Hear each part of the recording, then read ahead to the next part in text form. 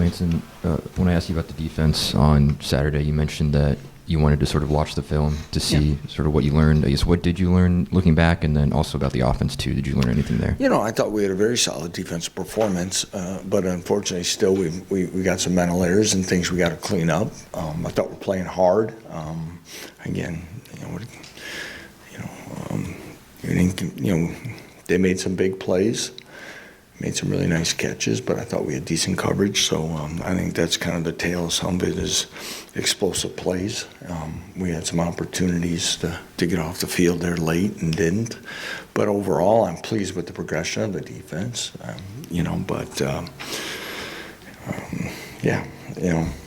thought guys like Cornell played. I thought Cornell played really well. I'm not going to go through every guy, obviously, but solid performance and not enough, obviously. How would you assess the way that the group has responded over the last 24, 36 minutes? That's a good question, Henry. It's, obviously we short week, we drew a late time slot, and by the time you get back on campus, it's 2 a.m, and we had to meet and practice yesterday, yesterday's probably what you thought. Still highly disappointed and tired, and the body's not feeling great. But I thought once we got out there today, and they were fine last night. I mean, I don't have any concerns about effort and attitude about it. Kind of going through what it is on a week like this. And I thought today, obviously, just got off the field that without talking to the coordinators yet.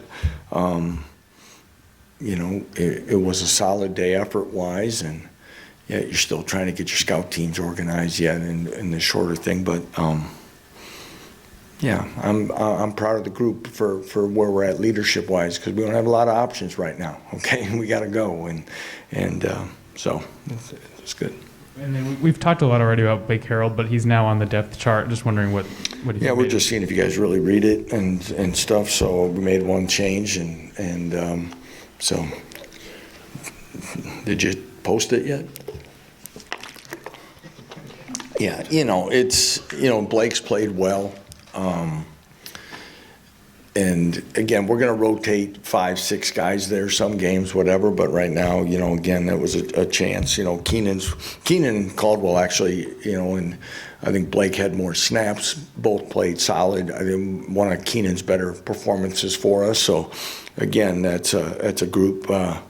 Jim Panagos rotates, yet wants to make sure it's competitive enough who gets in at what time, especially early in the game. With it being a Friday game this week, what exactly changes for you guys over the course of this week with your practice schedule? Well, of course, we had to go yesterday. You have to give the players one day off, and the day off this week will be Saturday. And we're in Spiders, pads, just shock pads here yesterday, just for really protection of soreness, and kind of did a run through. I wouldn't call it a walk through. Getting some stuff introduced, and then practice today, put Spiders on, and we'll have pads on tomorrow, and we'll decide from there where we're at. And it's a balance. You can, some of it's mental, but it's more physical, because you could really, examine a 6 or 7 o'clock kickoff versus an 11 a.m. kickoff, and really what is it other than another night's sleep, which of course is important, but how much can you do and whatnot. So it's a balancing act, and actually, Chris Kleiman had texted me today too, talking about, because they got the same thing. They just had an earlier time slot, but we're both dealing in this state this week of short weeks, and he was kind of chuckling because of our time in the MAC as a staff kind of prepares you for some of these practice models, but it's usually in November, not in September. You were in the all black, going with the all black uniforms for this week. Any significance with choosing those for this week? No, it was kind of looking at what's also coming down the road and different things, and kind of asked a couple guys. I asked Devin, like, after the first game, what do you think about uniforms this next one? And he kind of blurted out something. I go, well, when you guys want to wear the black ones? He goes, well, why don't we just wear them next game? So And going back to Saturday, looking at the offense, was there anything you learned about the performance that you maybe didn't see in real time? I don't know.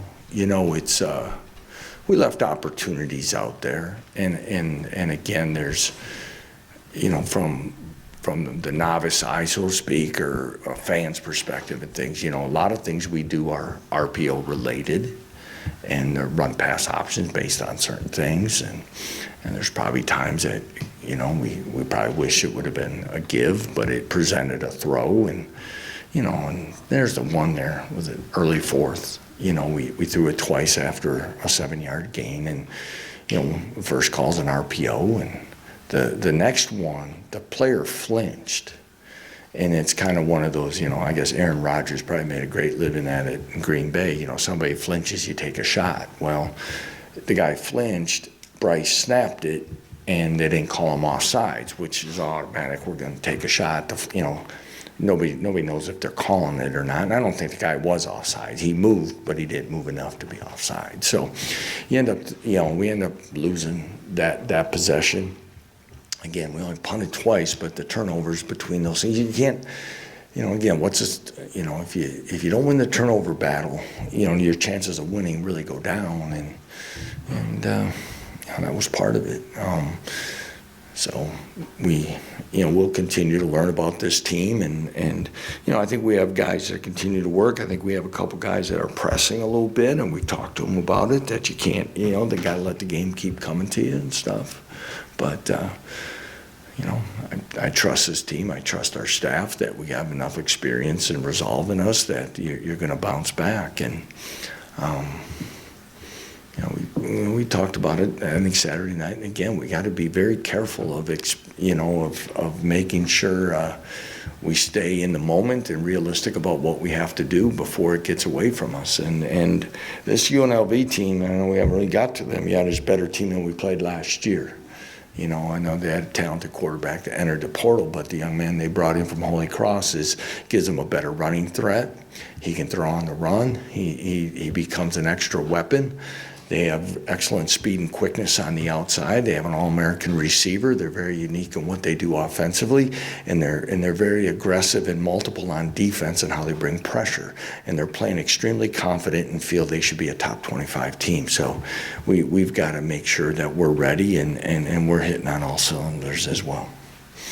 Yeah, just looking at the UNLV team, do you think there's a significant difference from the team that you played in December? Significant? No, I'd talk a little bit about the quarterback. You know, I still think they got some weapons. Again, solid in the offensive line. You know, their game, you know, they put 70 on 70. So, again, they're going to be pretty well rested, even though it's a short week. You know, they went down to Houston, and, I mean, the touchdown Houston scored. And, again, they're, you know, Willie down there is going to keep getting that team better as the year goes on. That's just his track record. But the touchdown was the last minute of the game. So, you know, they're pretty much, you know, they're jumping on people early, UNLV is, and they've been shutting people out pretty much. So it's going to be a team that I know from last year's game that they felt they had opportunities to beat us. You know, we felt fine, but we thought we had opportunities to put them away, maybe. And they're going to come in here that this can be a statement game, just like last week was for Illinois. They've, you know, you saw what they felt that was, and that's something we've talked about, is that, you know, things have drastically changed here, and that you got to say that people are going to prepare and feel that if they can get a win against us, it's going to be more than just the usual, yeah, we took care of business and moving on. Yeah, you talked about it being statement games, like Kansas football, like being on the map almost. How does that change preparation at all, if anything? Does that change kind of the way you guys prepare? No. I mean, you know, again, it's always interesting when you win and lose games, what happens on your phone, right?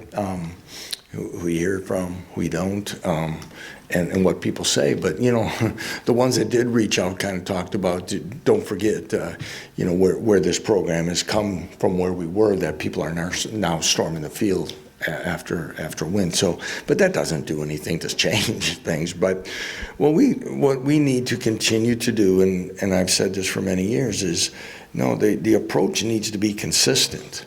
And we want to make sure that we're as intentional on Mondays as we are on Thursdays. You can't warm up in this thing, and that's the thing about, we talk a lot also about wanting to play at the next level. That's being a pro. You got to come into this every day, just like coaches do. We got to come every day ready to be prepared to improve our players, to set a standard and hold them to the standard and keep going. And but the one thing is that we've talked about is being able to match everyone's intensity now, because there is part of that, and that's the part we've continued to try to motivate our guys, but I think they'll have a better understanding this week of that. That you referenced it here a couple of times, and I know you said it Saturday, find out what this group's made of. Does it give you comfort with so many veterans and so many guys who've been around, knowing what they're made of before you have to see? Absolutely. I trust these guys. There's a the thing about it, just watching them today, you can tell sometimes just by warming up or things. There's, the difference of disappointment in the outcome in that versus deflection and blame. And teams that don't have veteran leadership or don't have a good culture, that's where you start getting locker room issues and things like that. So right now, but again, I can say everything in these manners of that you want or whatever. We got to go out Friday night and play and show that and show it to our fan base. But again, there's nobody more disappointed in the outcome than everybody that's in this building at 6 every morning.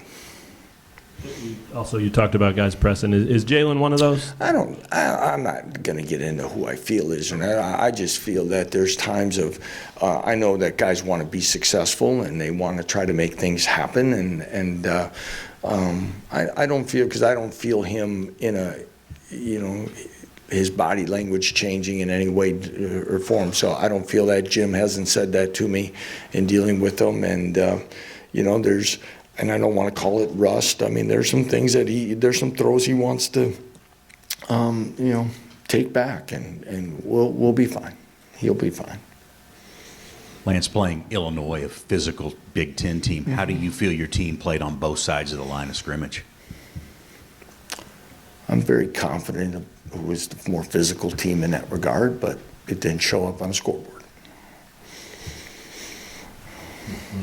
Is Gilliam healthy? It looked like late in the fourth quarter he got taken out. He got taken out there. We'll see where he's at as we move along this week.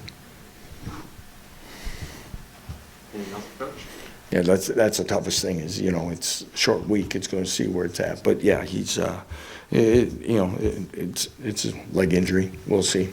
But Thanks, everyone. thanks, guys. Thanks.